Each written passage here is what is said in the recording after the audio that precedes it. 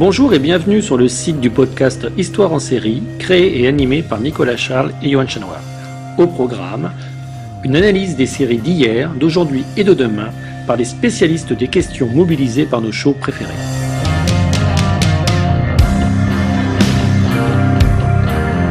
Histoire en série, c'est le podcast qui met en relation histoire, sciences humaines et séries.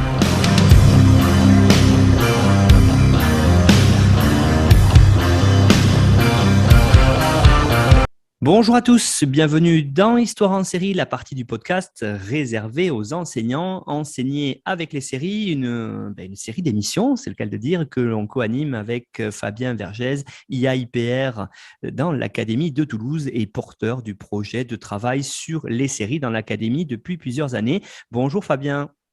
Bonjour Nicolas, bonjour à tout le monde. Merci Fabien d'être là pour ce nouveau numéro qu'on va aujourd'hui consacrer au désert. Alors on a réuni, comme toujours, une partie de l'équipe de travail sur les séries de l'Académie de Toulouse, une équipe qui est souvent d'ailleurs managée par David Neumann, qui est enseignant cette année au grand lycée de Toulouse, qui est Saint-Cernin. Bonjour David. Bonjour Nicolas, bonjour à tous.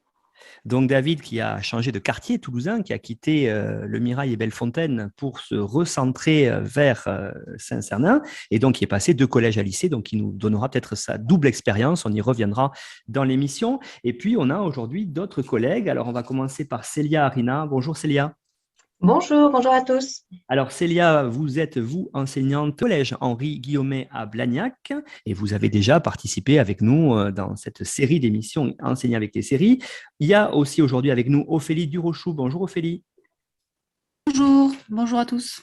Ophélie, donc vous êtes enseignante en collège en banlieue toulousaine, donc au collège Montesquieu de Cugnon. Et puis on accueille Margot Girousse-Hénac. Bonjour Margot. Bonjour Nicolas, bonjour à toutes, bonjour à tous.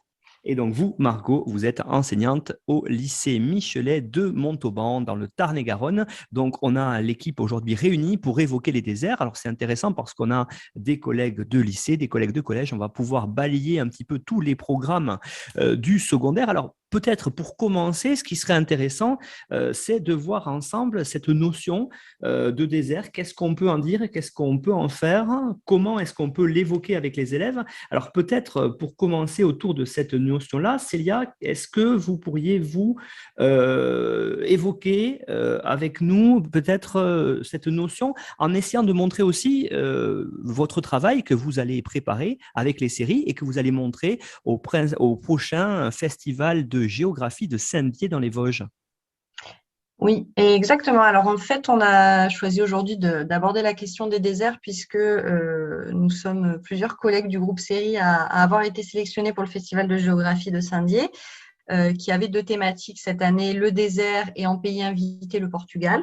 Donc nous, on est parti sur les déserts et c'est vrai que c'était assez intéressant parce que juste après une petite mise en commun, notamment avec David et Perrine, on a très vite vu la multiplicité du concept même de désert finalement. Parce que de prime abord, c'est cette vision, voilà, le désert, c'est le milieu aride, directement représentation, on a, je pense, le Sahara, les dunes, etc. Mais dès qu'on prend 2 secondes pour se poser, on en vient très vite aussi au désert froid, donc on peut penser au Groenland, à l'Arctique, à l'Antarctique, mais finalement aussi, ce qui est abordé dans les programmes de géographie de collège et lycée, la question des déserts humains. Donc ces espaces délaissés à faible densité. Et ensuite, on est très vite arrivé finalement aussi au concept avec une vision beaucoup plus élargie du désert, à savoir les déserts de service. Donc, on a Perrine y va avec un thème sur les déserts médicaux, par exemple. Ça peut être les vides, etc. Donc, on a essayé, nous, de l'aborder un petit peu ici pour vous présenter un peu toutes les acceptations de ce concept de désert et toutes les séries qui s'offrent à nous pour le travailler. Merci beaucoup pour cette présentation. Effectivement, ce FIG de Saint-Dié, qui est le grand lieu pour ce Festival international de géographie, qui se déroulera du 30 septembre au 2 octobre 2022. Vous l'avez dit, les thématiques, le Portugal, pays invité, et puis les déserts. Donc, c'est pour ça qu'on va vous donner peut-être envie d'aller découvrir cette belle ville vosgienne et surtout ce grand festival international de géographie. Alors, on va commencer avec vous, Célia, justement. Vous nous avez mis l'eau à la bouche et vous avez évoquer les différents types de déserts. Alors, peut-être essayer de nous dire en priorité qu'est-ce qu'on entend par ces types de déserts, comment est-ce qu'on les retrouve aussi dans l'enseignement du secondaire. Oui, alors oui, n'hésitez pas à venir nous voir. On a un super stand de Éducation nationale avec l'application numérique en fait à faire sur la question donc là des déserts. Donc nous on y va avec les séries et en plus on a ajouté des utilisations numériques donc les GIFs ou autres. Donc là moi je suis partie sur les déserts et avec une double notion de géographie qu'on voit au collège, qui est la notion d'habiter, qui se retrouve dans quasiment tous les chapitres de sixième en géographie. Donc, comment j'habite, la ville, la ruralité, les espaces à forte contrainte, etc. Et j'ai couplé deux chapitres, à savoir habiter les villes du futur, enfin, la notion de ville du futur et habiter les milieux, les espaces à forte contrainte. Et donc, avec mes élèves, on est parti déjà sur tout au long de l'année, qu'est-ce que ça voulait dire habiter un endroit, que finalement c'était quelque chose qui n'était pas très figé, que c'était assez dur à définir parce que c'est une pratique d'un espace ou pas, que selon nos revenus économiques, que selon notre bagage aussi culturel, etc., on n'avait pas la même appréciation d'un lieu, on ne l'habitait pas de la même façon. Donc ça a été assez intéressant et assez riche. Et donc là, j'avais sélectionné 3 séries, 3 déserts différents, selon ma propre définition, mais les élèves en sont très vite arrivés à la même définition, là, finalement. Donc un désert aride, un désert froid et un désert humain. Donc on pourrait dire le désert jaune, le désert blanc et le désert vert en quelque sorte. Donc en désert jaune, en désert climatique, moi je suis partie sur la série Star Trek Enterprise. Donc la saison 1, l'épisode 23, où c'est tout un épisode sur une traversée du désert puisque le vaisseau Enterprise est venu en aide à un vaisseau en danger. Et du coup, pour les remercier, le propriétaire du vaisseau, Zobra, je crois qu'il s'appelle, les invite sur sa planète. Et donc, avec les élèves, on a observé donc plusieurs scènes, on le voit les recevoir, il y a un banquet, etc. Enfin, un repas, pardon, pas un banquet, un petit repas à la maison avec les spécialités, où on voit en fait comment là vraiment la société qu'on étudie s'est adaptée au désert. Voilà, et on peut rapidement faire un lien avec le nomadisme actuel, que ce soit au Sahara, au Sahel, etc. Donc ça, c'était assez facile et finalement pour les élèves, pas très déstabilisant parce que dans les représentations un peu des déserts arides qu'ils ont, c'était assez facile pour eux de le voir. En autre série, j'aurais bien voulu aussi faire les Stargate, SG1, vieille série, mais où c'est vrai qu'il y a plusieurs épisodes dans des milieux désertiques arides. Malheureusement, ils n'étaient pas accessibles sur les plateformes. Il fallait racheter les séries. Donc, je ne suis pas partie sur Stargate SG1, mais ça s'y prêtait bien aussi, je pense. Voilà. Concernant le désert froid, je suis partie sur la série Snowpiercer. David a abordé tout à l'heure le fait qu'on aurait pu partir sur Borgen aussi. Ça aurait pu être sympa, peut-être plutôt avec des lycéens. Là, sur Snowpiercer, donc l'adaptation, je ne vais peut-être pas le présenter parce que maintenant elle est bien connue, mais c'est l'adaptation des romans graphiques du Transperce-Neige. Et puis, il y a eu le film aussi en 2013. Et donc là, j'ai travaillé essentiellement sur le premier épisode qui est vraiment bien parce que vous avez plein de petits découpages de scènes à faire où on voit aussi bien comment on en est arrivé là. On voit les différents wagons avec les différentes classes, vous voyez l'école, vous voyez la ferme. Enfin, pas la ferme, là on voit plutôt les cultures, mais il y a aussi un extrait où on voit la ferme avec les animaux et l'élevage. Et là, par contre, on a abordé le désert vraiment comme le milieu hostile, qu'on ne pouvait plus habiter et que du coup, on était obligé d'une adaptation en dehors du milieu naturel, puisqu'il était vraiment trop hostile pour la société humaine. Et en même temps, c'était très intéressant pour les élèves, parce que là, on voyait bien la notion d'habiter aussi en fonction du milieu socio-économique. Et les élèves ont été très choqués. On a questionné un peu si on devait sélectionner des gens, la question de l'utilité. Voilà. Donc, c'était assez intéressant pour eux. On est très vite venu finalement à des sujets d'actualité auxquels on était confrontés. Et en plus, on était en pleine élection présidentielle, donc c'était assez intéressant. Ouais, des petites digressions. Et enfin, on a travaillé le désert vert avec la série que j'aime beaucoup. Il n'y a eu qu'une saison, une série familiale, c'est Terra Nova, qui a été produite par Spielberg. Et où, dans Terra Nova, en fait, des scientifiques ont réussi à mettre en place une espèce de porte spatio-temporelle qui nous ramène dans une terre de l'époque du Crétacé, mais dans une chronologie alternative pour éviter les paradoxes temporels pour les collègues de physique, notamment, qui se questionnaient, et où en fait les humains vont recoloniser la Terre au temps des dinosaures. Et donc là, on est parti sur un autre concept de désert, cette fois-ci pas aride, pas sec ou autre, mais un désert humain, puisque on va créer, c'est la création d'une colonie humaine au milieu de cette végétation luxuriante et de ces animaux. Et là, pareil, on va plutôt être finalement sur une nature du coup très riche, contrairement à notre désert aride, et où il va y avoir une véritable adaptation au sein de ce milieu. Voilà, et c'était intéressant parce qu'il y a l'utilisation des énergies renouvelables, etc. Et en gros, les humains arrivent avec cette idée de ne pas faire la même erreur que la Terre qu'ils ont quittée en 2149, où en fait l'air était devenu irrespirable, il n'y avait plus de végétation, ils n'avaient plus de fruits, etc. Et donc, en gros, c'est un petit peu cette idée, on retient les leçons de ce qu'on a vécu et on essaie de pas reproduire les mêmes erreurs. Voilà. Donc c'était plutôt chouette aussi. Terra Nova, et un peu dans ce concept-là, il y a une autre série qui serait facile à exploiter aussi, un petit peu, on revient en arrière, on essaye de refaire sur une page blanche. On avait pensé à The 100 aussi, avec le cataclysme nucléaire, on part dans l'espace et on revient sur la Terre et on retente de faire quelque chose où on n'a pas commis, on ne commettant pas les mêmes erreurs. Voilà un petit peu ce qu'on peut faire. Oui, effectivement, Célia, ces séries souvent de science-fiction sont assez intéressantes pour aborder cette notion d'habiter. Là, je pensais juste, en entendant l'intervention sur la série Halo, qui est sortie sur Canal+ il n'y a pas longtemps, qui est une adaptation de jeux vidéo, mais qui montre aussi effectivement des colons qui vivent voilà, dans le désert. Et c'est assez centré aussi sur la notion d'habiter, sur la notion de ressources. Donc, souvent, ces séries de science-fiction mettent un peu en exergue ces problématiques. Exactement.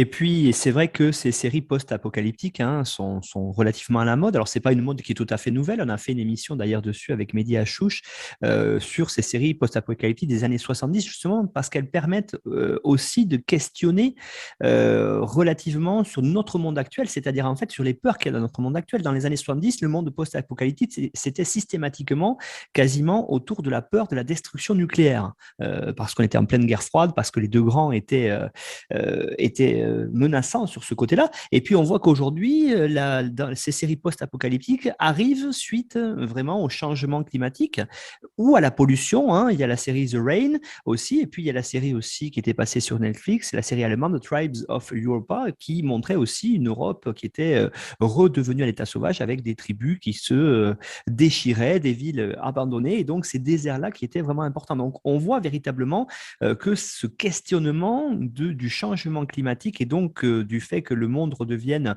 peut-être désertique, en tout cas désertique d'humains, comme l'évoquait à l'instant Célia, c'est vraiment très intéressant.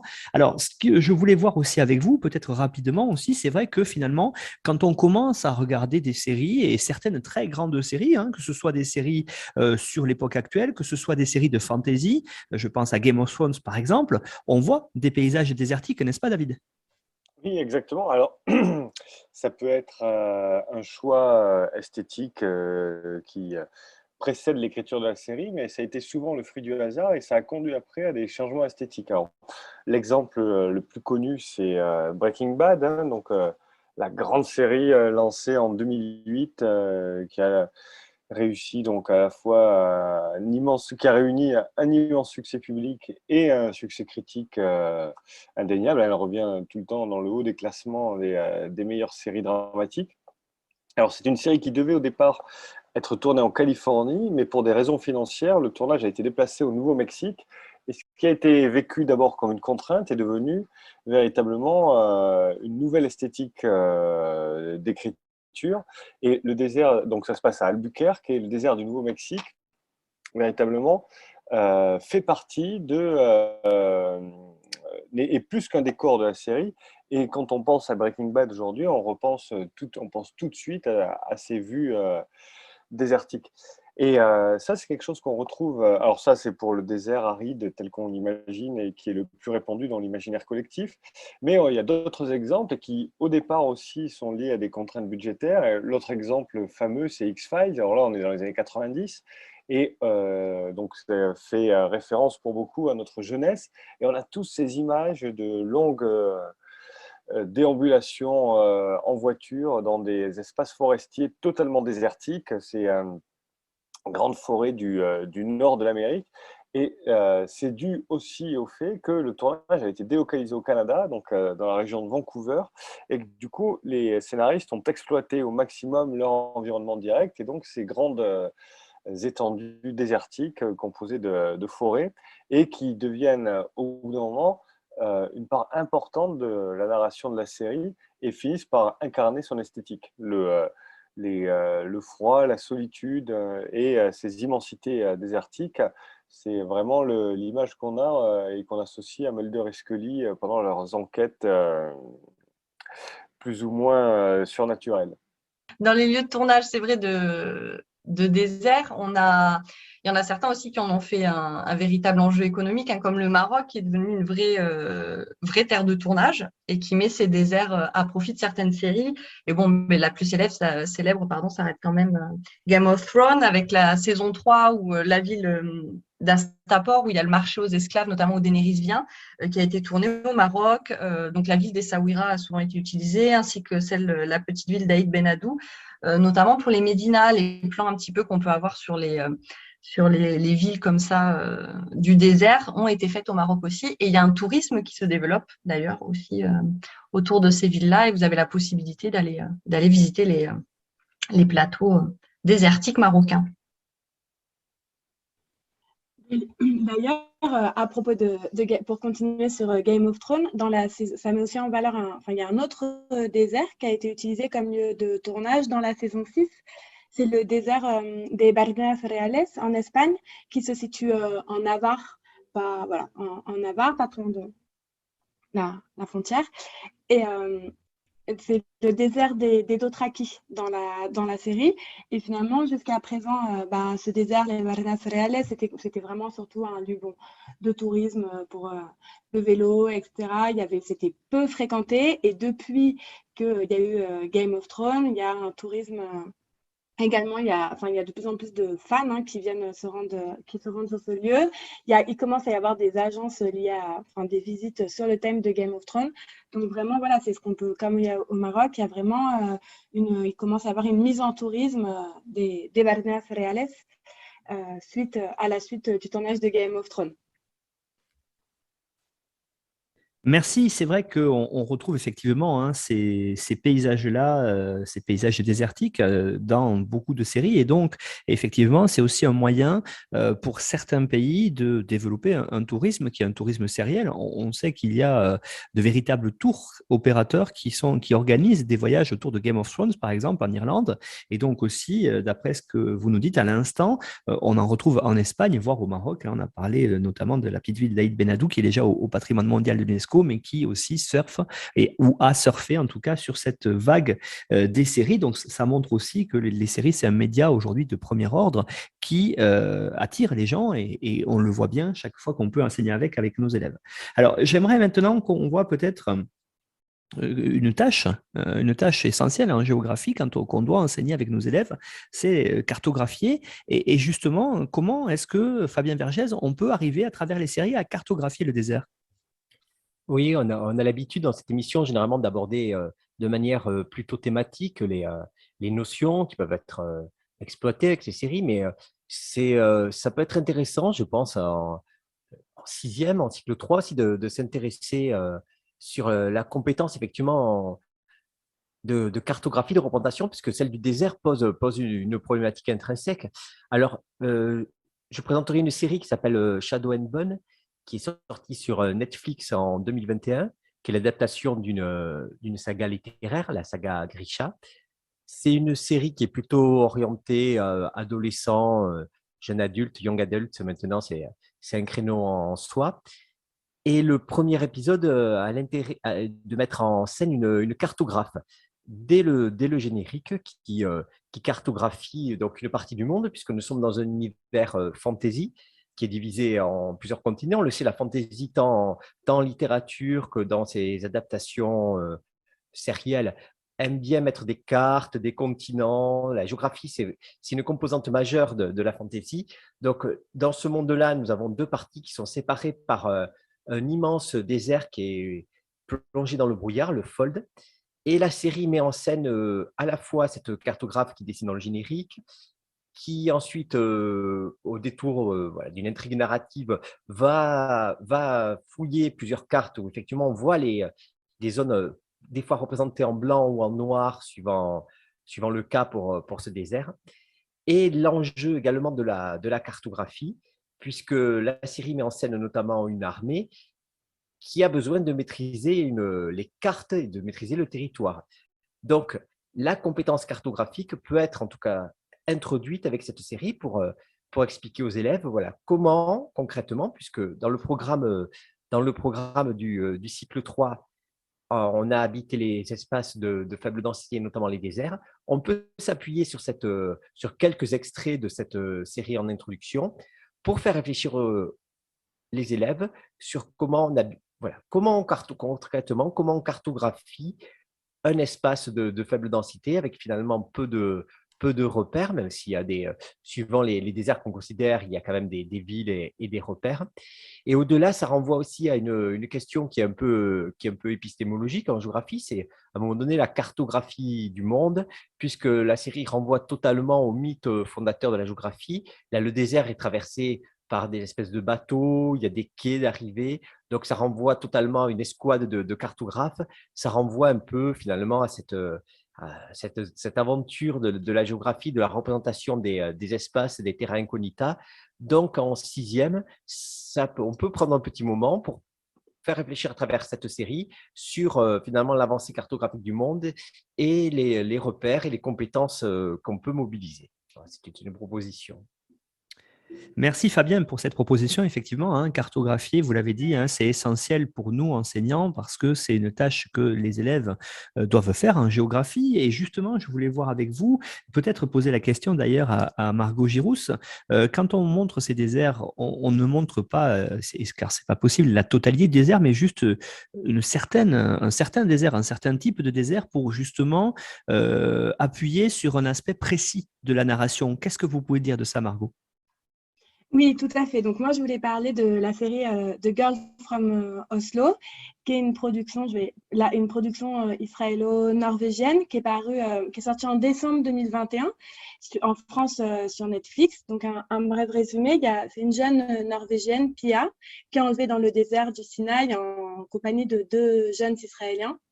Et les ravisseurs ont une demande simple, donc 12 prisonniers doivent être libérés en Israël et 1 en Norvège, sinon ils tueront les otages. Et comme les autorités tardent à réagir, Alex, qui est la mère de Pia qui vit en Norvège, mais qui a des contacts au Moyen-Orient depuis l'époque où elle a travaillé sur les accords d'Oslo, décide d'agir. Et ce qui est intéressant, une chose qui m'a interpellée dans cette série, c'est que pour rebondir sur ce que disait Célia en introduction, finalement, dans cette série, on ne voit pas du tout la dimension habitée dans le désert. On peut voir la fonction du désert, de voyager, se divertir avec le tourisme de Pia qui va dans le désert du Sinaï, de se circuler, se cacher, éventuellement surveiller, contrôler le désert, mais jamais la fonction d'habiter. Et donc ça, ce qui est vraiment intéressant, c'est que finalement, voilà, quelle est la vision du désert, la représentation du désert est vraiment liée dans The Girl from Oslo à sa dimension géopolitique. Voilà, vraiment, quelle image on veut construire, une image du désert géopolitique qui joue un rôle dans les conflits.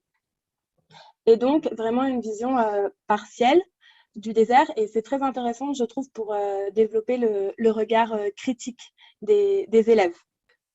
Margot, cette série justement, The Girl from Oslo, vous l'avez dit, hein, c'est une vision partielle du désert parce qu'effectivement, on voit un désert pour son côté désertique, on ne voit pas que c'est un espace habité. Or, il y a des habitants, même si la densité est très très faible dans le désert. Alors justement, hein, ça nous fait nous poser une question qui est très intéressante, cette série, et ce que vous avez évoqué, c'est les questions des enjeux.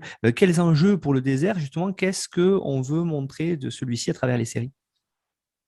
Alors, ce qui est intéressant, c'est que ça permet, c'est une entrée, il me semble, dans le conflit israélo-palestinien, enfin les relations israélo-palestiniennes, parler même avec l'Égypte, etc. Ça permet une entrée par le territoire. Donc là, le désert, ça peut être intéressant en terminale AGGSP pour traiter ce thème. On peut rentrer vraiment par la dimension territoriale. Et qu'est-ce qu'elle nous apprend, cette série ? Cette série, elle nous permet de nous interroger, donc le désert, sur les relations entre les conflits et l'espace et le désert. Donc là, vraiment, on voit que déjà, le désert, c'est le support, on va dire, des relations, les supports du conflit. C'est l'espace qu'on appelle l'espace 4, c'est là où se déploie le conflit. Mais l'espace, c'est aussi la motivation. Là, le désert, c'est vraiment la motivation du conflit. C'est vraiment l'enjeu du conflit. Et c'est intéressant dans The Girl from Oslo pour comprendre voilà, le territoire, le rôle du territoire dans la genèse et le déroulement du conflit et des tensions. Et d'ailleurs, à ce propos, ça permet d'historiciser avec les élèves, de rentrer par le territoire, mais essayer de comprendre les étapes d'appropriation, les revendications par rapport au désert du Sinaï, etc., entre les différents acteurs dans le conflit israélo-arabe puis israélo-palestinien. Donc, ça permet vraiment de donner, à travers l'entrée par le territoire, on peut donner une épaisseur géographique. Et enfin, le désert dans The Girl from Oslo, c'est vraiment le lieu où se déploient les hostilités, on va dire, où se déploie le conflit dans sa matérialité, dans sa dimension spatiale. Et ce qui est intéressant, c'est que vraiment dans The Girl from Oslo, on peut voir comment est-ce que finalement le désert modifie la façon de faire la guerre, comment le désert modifie la conflictualité, notamment avec, on en reparlera, mais avec l'utilisation des drones, parce que le désert, ça devient un espace où on peut se cacher. Donc, il y a tout un enjeu qui va être de contrôler, de surveiller le désert avec l'utilisation des drones, des nouvelles pratiques dans la guerre. Voilà, un nouvel enjeu de surveillance et de contrôle. Voilà, donc c'est principalement ces trois notions. Et donc cette série, vraiment, l'intérêt, c'est de rentrer dans le conflit par sa dimension territoriale, parce que souvent, les élèves, on se rend compte qu'ils le voient souvent par une dimension religieuse, ce conflit, et ça permet de décentrer et d'en faire de la géographie, de la géopolitique et de l'histoire, en insistant sur sa dimension à travers le désert. Merci beaucoup, Margot. Vous avez évoqué effectivement ce conflit israélo-palestinien. C'est un conflit qui est mis en avant par de nombreuses séries israéliennes, notamment. On avait évoqué dans d'autres émissions ces séries autour de la notion de frontière aussi. C'est très, très prégnant là-dessus. Alors, cette frontière dans le désert, justement, on pourrait s'interroger dessus. Et j'aimerais avoir le point de vue de quelqu'un qui connaît bien, qui en tout cas qui est très fan de séries israéliennes. C'est vous, David Neumann. Qu'est-ce qu'on peut dire alors, David, sur ces séries israéliennes, le désert? Comment on le montre et comment est-ce qu'on s'en sert dans la narration sérielle? Alors, ce qui est intéressant, c'est que du coup, il est traité dans une grande palette, une palette très large, pardon, de ce qu'il représente dans la société israélienne, et voire même, comme ce sont des séries qui sont diffusées au niveau international, de ce que les téléspectateurs, ou les spectateurs, on doit dire maintenant plutôt, peuvent projeter eux-mêmes sur le désert. C'est-à-dire que, alors moi, je vais m'appuyer surtout sur 3 séries pour parler de cette question. C'est Possession, alors qui est une série franco-israélienne, et là c'est intéressant. Our Boys, qui est une série donc israélienne dont on a déjà parlé, et Fauda, dont la 4e saison est en cours de réalisation. Et en fait, dans ces 3 séries, le désert est abordé complètement différemment. Dans Possession, qui est donc une coproduction franco-israélienne, le désert est traité comme un espace de relégation. On a des scènes qui sont plutôt sur la fin de la série. Je ne veux pas dévoiler l'intrigue, mais à partir du moment où le mystère se dévoile un peu et on comprend que l'épicentre de l'énigme se situe justement dans des espaces totalement perdus, on arrive dans des lieux qui font penser par leur traitement, alors c'est un peu aujourd'hui devenu une lapalissade de dire ça, mais un trou détective. C'est-à-dire on est vraiment dans un espace qui mélange le mystère lié à l'intrigue, la non-maîtrise des personnages, c'est-à-dire qu'on arrive dans des espaces qui dépassent les personnages par leur immensité, leur aridité, et donc fatalement le caractère désertique. Et ça donne dans Possession un souffle complètement différent la série. Brutalement, la série bascule dans quelque chose de différent. Et si elle bascule dans quelque chose de différent, c'est parce qu'elle est dans cet espace. Et on comprend que le Negev, donc, pour ne pas le citer, est un désert qui est à la fois un espace d'extension, voilà, qui repousse les limites encore des possibilités israéliennes, mais aussi un espace de relégation et quelque part, de fait, une frontière et du coup, un espace un peu angoissant aussi. C'est quelque chose qu'on retrouve à l'inverse dans Fauda. Alors là, c'est traité complètement différemment, enfin, du moins c'est ce que j'ai trouvé. C'est-à-dire que les scènes les plus récurrentes qui sont tournées dans le désert sont tournées dans un lieu très particulier qui est la ferme du père de Doron. Alors Doron, c'est l'agent spécial qui est un peu au cœur de toutes les intrigues et qui est toujours infiltré dans les groupes terroristes hostiles à l'État d'Israël, et qui, du coup, quand il doit se mettre un peu en retrait et se faire oublier, se retrouve dans le désert auprès de son père, dont on comprend qu'il a toujours vécu là, loin donc des turpitudes politiques. Et donc là, on n'est pas dans l'espace de relégation, on est dans l'espace de refuge.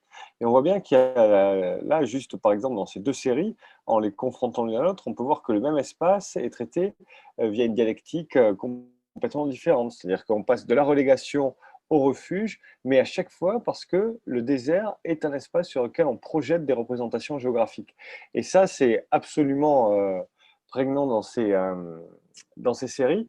Et je pense que c'est quelque chose qu'on peut largement traiter en classe. Et en confrontant de façon très simple, hein, c'est-à-dire on montre une scène de Fauda confrontée à une scène de possession, et on comprend qu'il y a là tout un espace qui, dans la géographie, dans la psychogéographie israélo-palestinienne, revêt une importance particulière.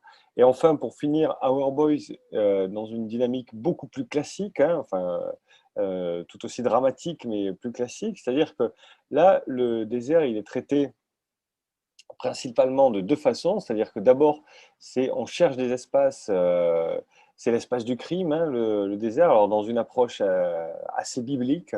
Voilà, c'est un espace dans lequel on cherche d'abord l'absolution de la tranquillité, et qui après est aussi un espace de la colonisation. Et là, on confronte ces deux choses, alors dans une approche qui n'est pas du coup véritablement positive, mais qui montre à quel point le désert dans la géographie israélienne est un enjeu de conquête pour tout le monde et de tous les côtés, et montre qu'il y a des tensions qui se génèrent dans les espaces qui ne sont pas maîtrisés. Et c'est ce qui nous amène à une idée justement que développera Fabien, qui est l'idée de contrôle du désert, parce que le désert est un espace qui, de fait, échappe à ceux qui essayent de le maîtriser.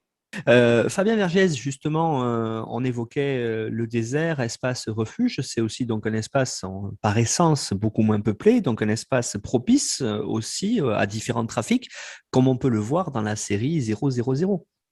Oui, à la suite de évidemment ce que montraient Margot et David, il y a une lecture également voilà, géopolitique du désert dans ces enjeux de contrôle, dans ces enjeux de trafic qui sont assez bien montrés dans cette série, alors qui ne se passe pas uniquement dans le désert saharien, dans la partie notamment du Mali, puisque c'est une série qui suit un chargement de cocaïne qui part du Mexique en passant par les États-Unis pour finir par arriver en Italie.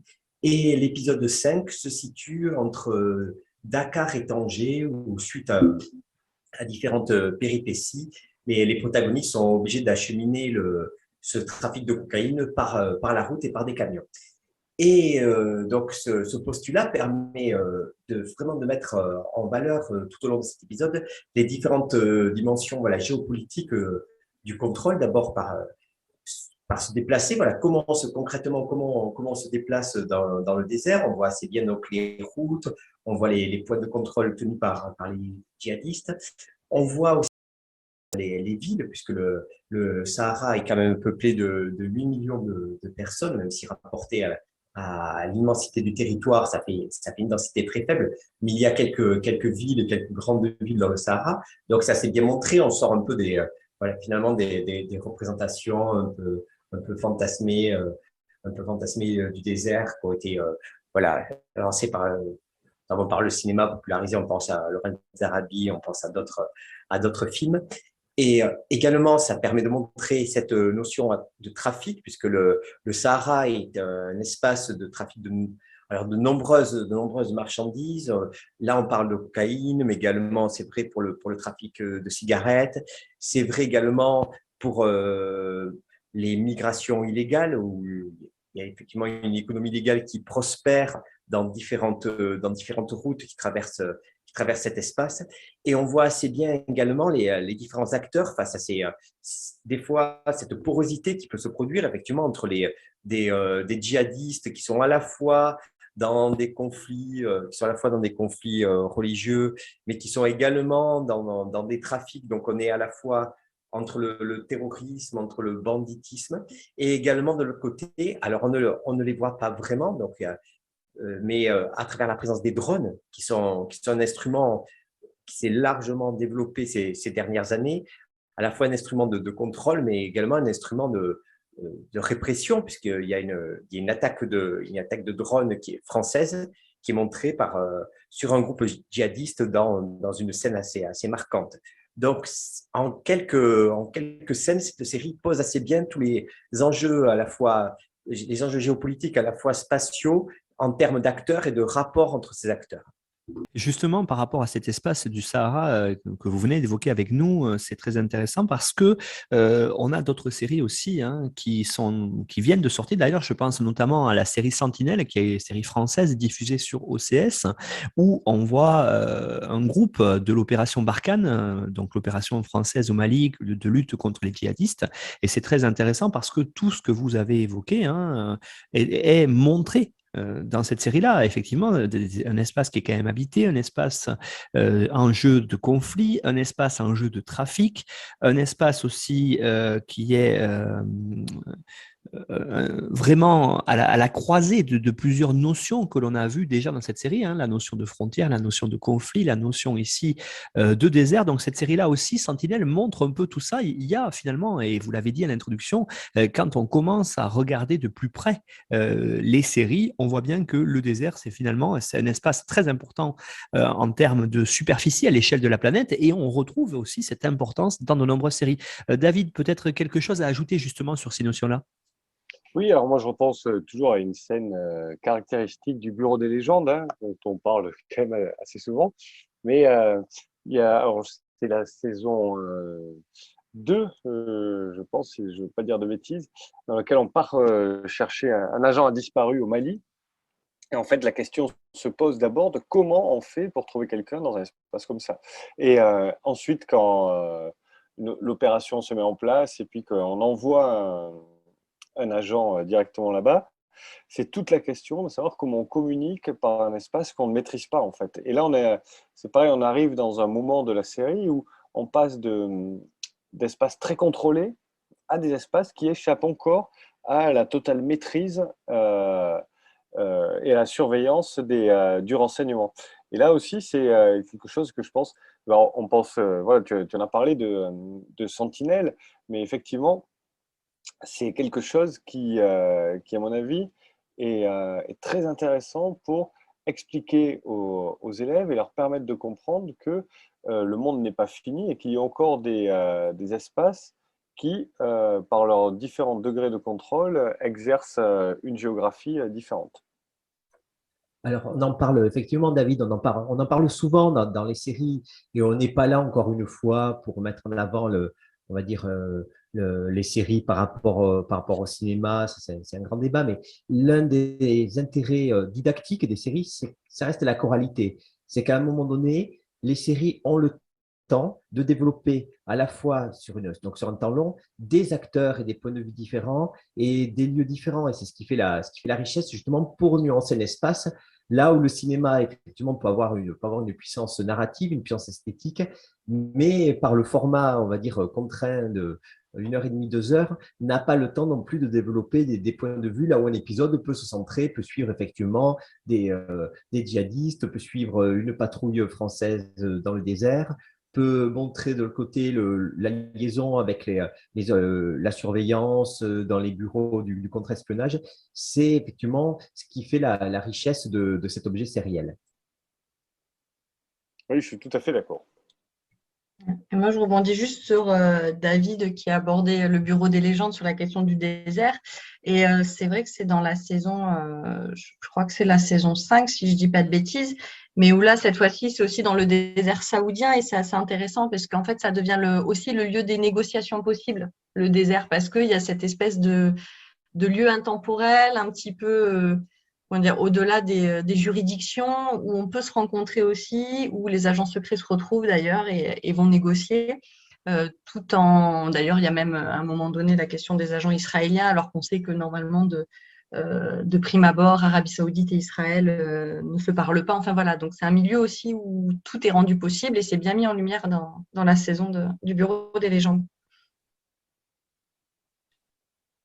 On a aussi dans de nombreuses séries, hein, vous l'avez dit en introduction, le désert, on en a stricto sensu, on en a parlé, mais il y a aussi une vision qui est une vision peut-être métaphorique du désert, celui d'un espace différent au sein d'un espace urbain, par exemple.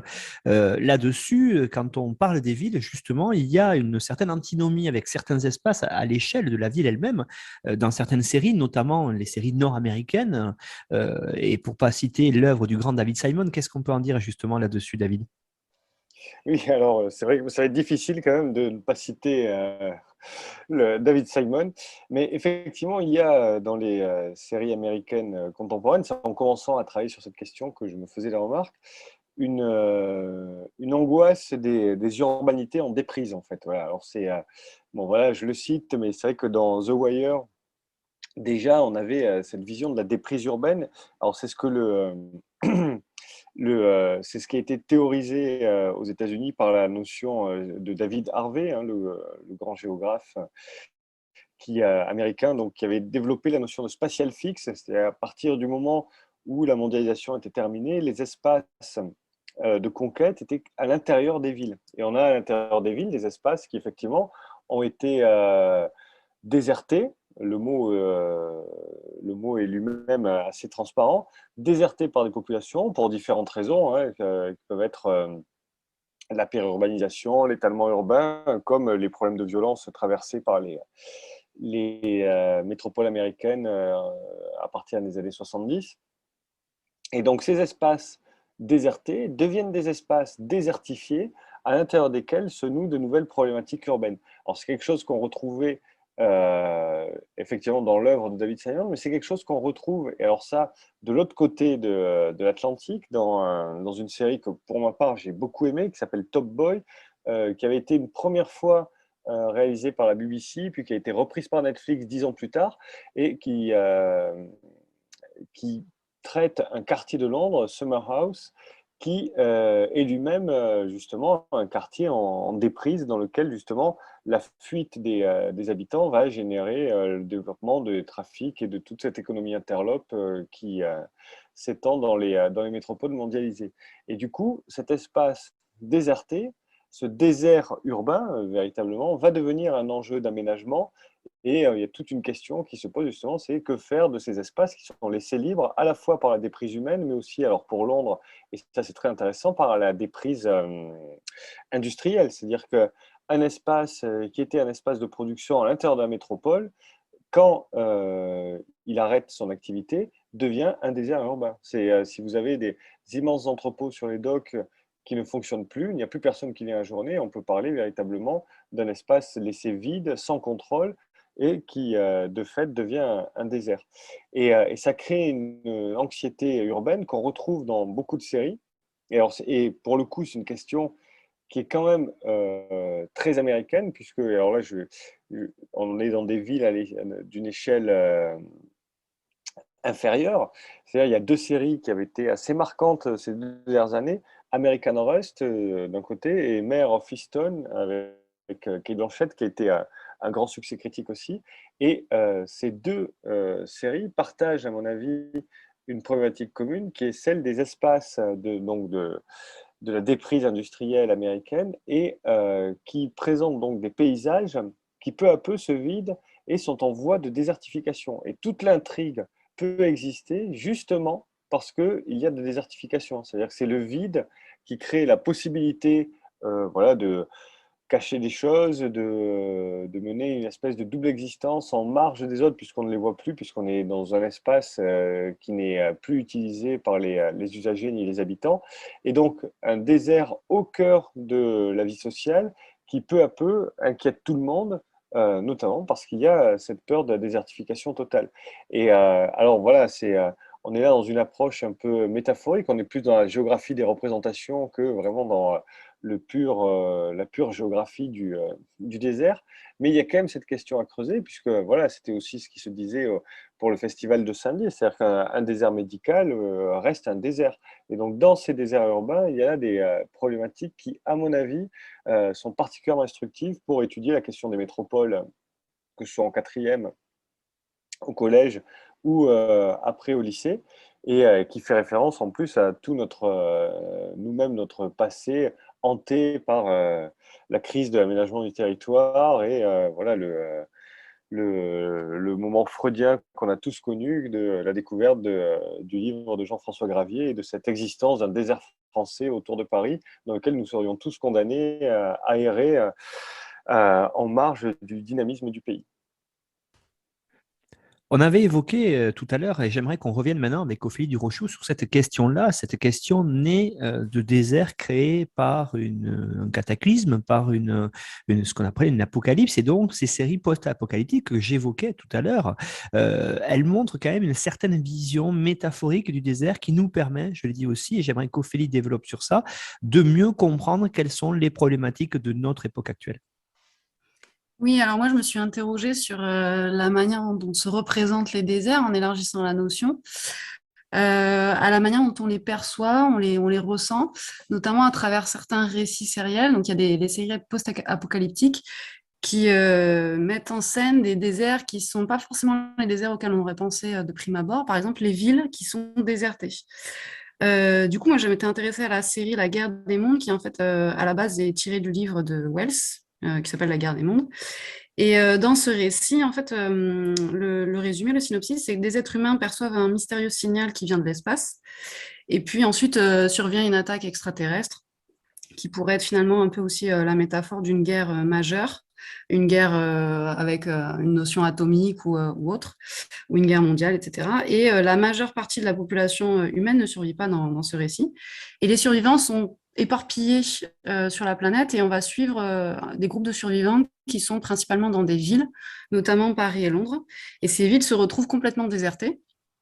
Et du coup, ça bouleverse en fait notre image, notre représentation habituelle de ce qu'est une ville mondiale. Les villes mondiales étant plutôt des villes pour nous densément peuplées, avec une très forte activité, avec du tourisme aussi, des lieux de puissance. Et là, on se retrouve avec des villes mortes, en fait, des villes à l'arrêt. D'ailleurs, c'est assez troublant quand on regarde ces images parce que ça peut faire penser à certaines images qu'on a vues pendant le confinement en 2020, notamment de Paris. Enfin, en tout cas, moi, ça m'a interpellée dans ce sens-là. Et donc, dans ce récit, les personnages vont s'allier pour essayer de survivre, parfois aussi s'entretuer, se combattre. Et donc là, en fait, la ville devient finalement une sorte de désert, puisqu'en fait, il faut trouver des ressources pour survivre, avec trouver de l'eau, de l'alimentation, des médicaments, des armes, des moyens de télécommunication. Il faut aussi trouver des endroits où se réfugier pour se cacher de l'ennemi, donc l'ennemi étant dans ce récit des extraterrestres, qui tuent tous les êtres humains qu'ils trouvent sur place, ou presque, je ne vais pas spoiler. La survie, donc du coup, devient un enjeu majeur de conflit aussi entre les êtres humains qui sont survivants, qui vont faire des alliances, ou au contraire s'entretuer, comme je l'ai dit. Et la ville, du coup, devient en fait un espace un peu comme une prison à ciel ouvert, un espace oppressant qui est dangereux. Et que du coup, on questionne à travers le parcours de ces personnages et on se demande, mais est-ce qu'il faut quitter la ville ou pas? Est-ce qu'il faut y rester? Est-ce qu'il faut la quitter? Est-ce qu'on est plus en danger dedans ou dehors? Et donc, il y a certains personnages qui vont décider de quitter la ville pour aller se réfugier en montagne. Et alors là, deuxième un peu paradoxe, la montagne, qui normalement est plutôt justement un espace désertique, va devenir un lieu de refuge. Donc, dans l'histoire, c'est pour retrouver un autre groupe de personnes, notamment des militaires.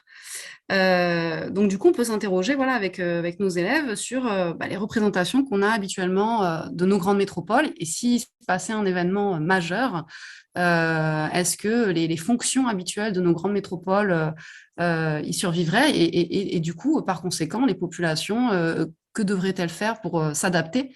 Donc, en fin de compte, ça questionne la notion de comment l'être humain s'adapte. Donc, c'est de la condition de l'être humain par rapport à son territoire, de comment il l'occupe, il l'habite, il en prend possession, comment il s'organise aussi, et de tous les conflits qui peuvent en découler suite à des guerres, des conflits, etc. Et du coup, j'ai regardé plus précisément la bande-annonce pour voir si on pouvait faire un travail par rapport à ça. Et alors, la bande-annonce de la saison 2 de la Guerre des Mondes est assez intéressante, puisqu'en fait, on suit un alien qui parcourt des espaces d'une ville déserte, et il est seul. Donc déjà, premier élément assez inquiétant. On voit une architecture un peu moderne, difficile de situer où c'est, mais on comprend que bon, c'est dans une ville, il y a un morceau d'escalier, un immeuble, un souterrain, etc.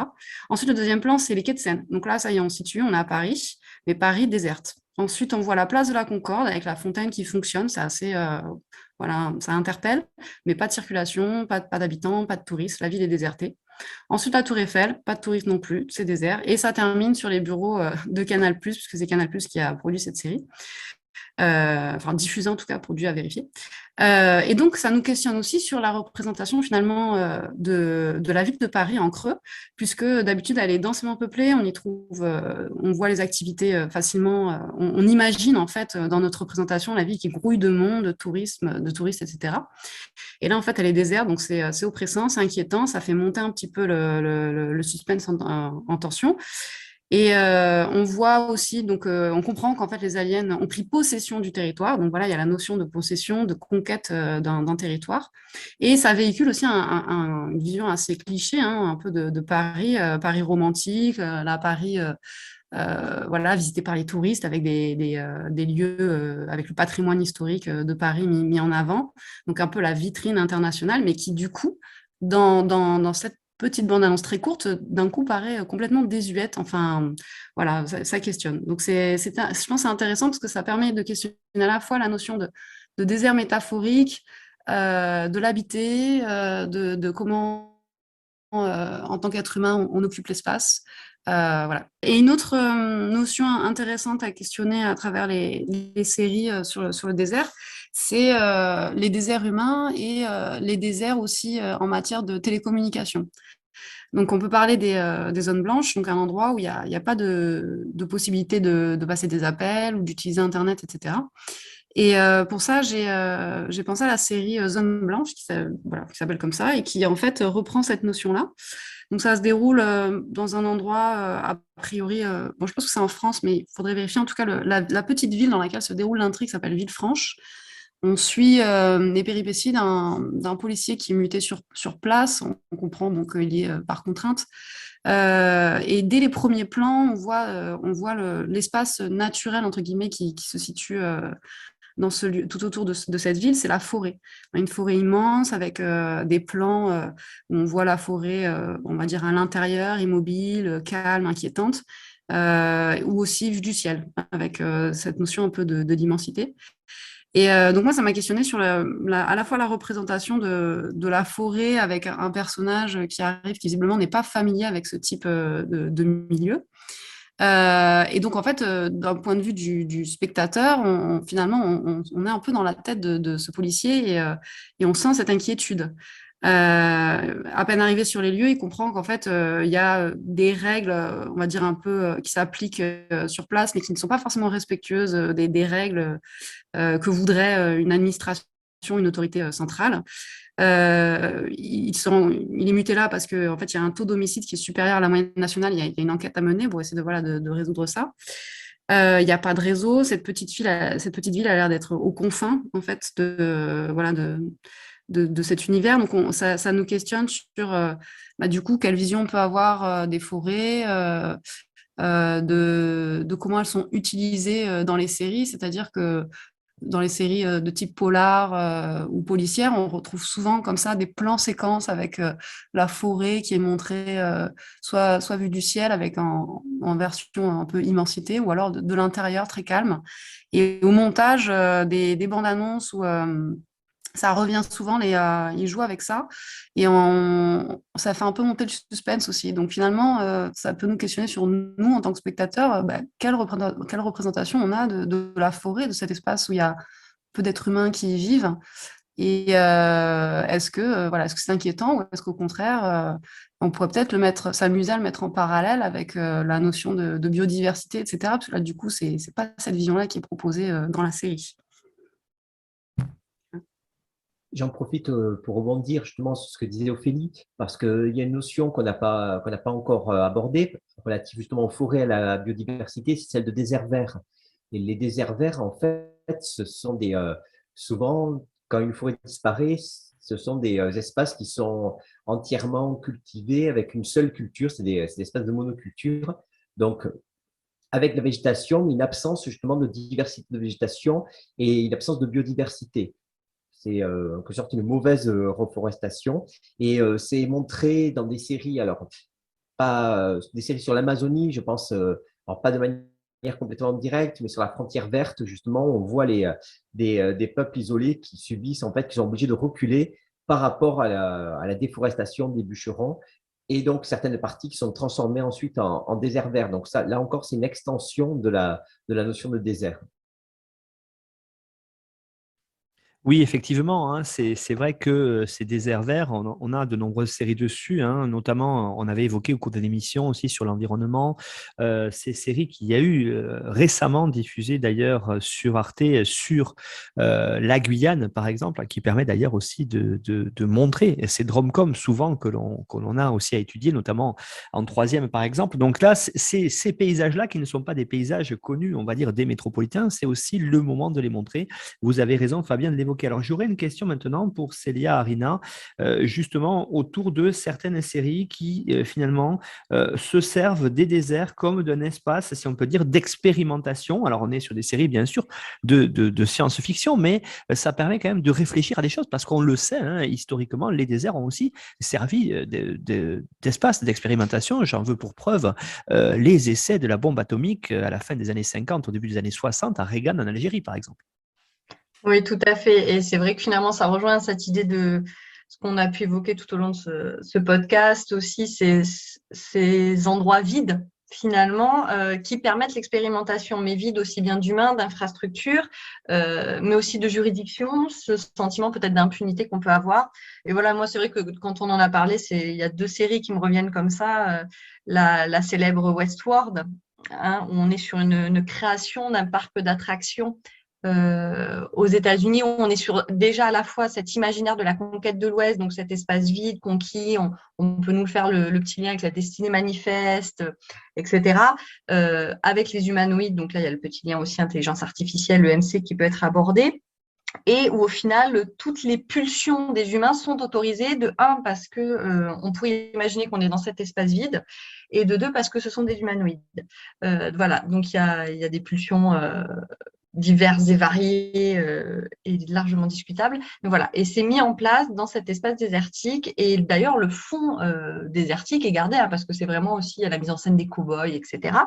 Et ensuite, beaucoup plus humoristique, mais la dernière série Space Force, où là, on joue aussi un petit peu sur l'idée de la zone 51 cachée, camouflée avec l'expérimentation de l'armée américaine. Donc là, dans Space Force, on suit donc cette nouvelle branche armée, l'armée de l'espace, qui se développe, et donc on suit une petite route au fin fond du désert. Là, il y a la fausse roche désertique qui s'ouvre, et derrière, vous avez en creux une espèce de ville scientifique avec des fusées, etc., où du coup l'armée américaine, cette nouvelle branche de l'armée américaine, teste pour aller occuper l'espace dans cette course à l'espace. Donc c'est un lieu là d'expérimentation militaire, notamment. La première, on est sur l'expérimentation, on va dire, intelligence artificielle, mais aussi qui revient à nos instincts très on va dire, très reptilien, très primaire.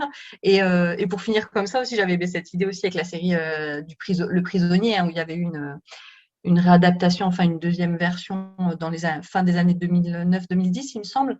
Pareil avec ce village, cet agent qui est envoyé au fin fond d'un village désertique dont il ne peut pas sortir, etc. Donc voilà, le désert laisse aussi libre cours cette impression un peu, moi je disais, de toile vierge, hein, sur lesquelles on peut inventer, réinventer, tester des choses, un petit peu comme une zone test. Merci beaucoup à toutes et à toutes donc de l'équipe de séries autour du travail sur les séries de l'Académie de Toulouse que dirige David Neumann. On a eu le bonheur de travailler ensemble tout au long de cette année et puis depuis déjà l'année dernière et puis cette année aussi, on a avec David Neumann fait un stage interacadémique entre les académies de Reims et de Toulouse. Donc on incite aussi les collègues à s'y inscrire et puis les collègues des autres académies qui nous écouteraient, on va élargir dans les prochains mois peut-être ce travail-là sous forme d'un MOOC, mais déjà, si vous avez des envies de participer à l'émission, de nous fournir, de nous montrer du travail, n'hésitez pas à nous contacter via le site internet histoireensérie.com, via le site aussi de l'Académie de Toulouse, qui est Histoire Géo, qui est très, très fourni. Et je renvoie encore une fois, on n'en a pas parlé, mais tous les auditeurs et auditrices vers ce site-là parce que vous avez un grand nombre de productions mises en avant par des collègues de l'Académie, mais pas que, des collègues des autres académies ont aussi fourni. Donc, c'est ce qui se fait de mieux aujourd'hui en France sur Enseigner avec les séries. Vous avez de nombreuses activités clés en main, on peut dire, que vous pourrez réutiliser là aussi dans vos classes. Donc, c'est sur le site d'Histoire et Géographie EMC de l'Académie de Toulouse. Voilà. Et puis, rendez-vous aussi à la page de l'émission sur notre site internet à nous, histoireensérie.com. Vous aurez, comme à chaque fois, la présentation de tous les collègues et le résumé de l'émission.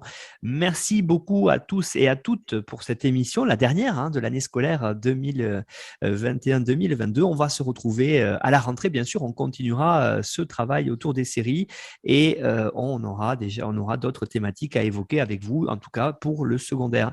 Merci à toutes et à toutes et à bientôt. Merci Nicolas. Merci. Au revoir à toutes et tous. Voilà, et bonnes vacances. Oui.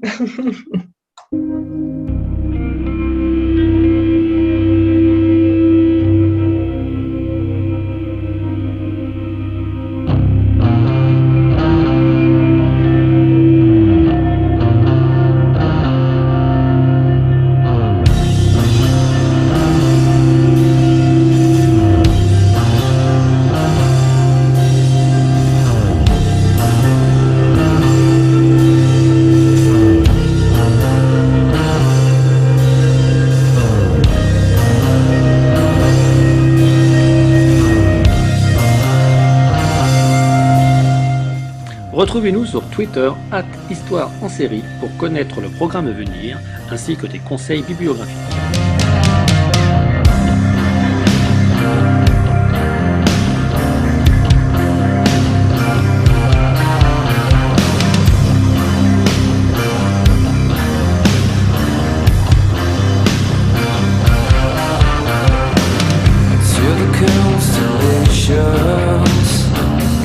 Travel just to clean.